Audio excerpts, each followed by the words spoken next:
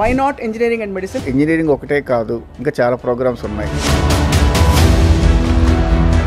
Engineering only computer science, IT industry ఒక్కటే కనిపిస్తుంది పిల్లలందరికీ, పేరెంట్స్ అందరికీ. But not like that. KL university advantage ఏంటి? క్యాంపస్ ప్లేస్మెంట్స్ పాత ట్రెండ్ అండి, క్యాంపస్లోని ఇండస్ట్రీ కొత్త ట్రెండ్. బీసీఏ కోర్సుకి అర్హతలు ఏంటి?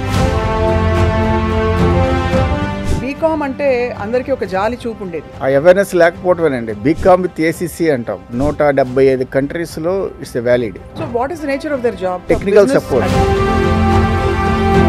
బీబీఏ ఎల్ఎల్బికి మామూలుగా అందరూ లా సెట్లు లేకపోతే క్లాట్లు ఇవన్నీ అడుగుతుంటారు, మీరేం అడుగుతారు? సొసైటీలో ఒక రెస్పెక్ట్ కావాలనుకుంటే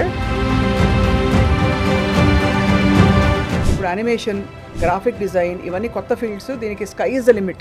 ఏ హీరో కనిపించినా ఏ హీరోయిన్ కనిపించినా ఫోటో తీసుకోవడానికి తగతగలాడుతుంటారు. అలాంటి హీరో హీరోయిన్ల పక్కన కూర్చొని వచ్చేస్తారు.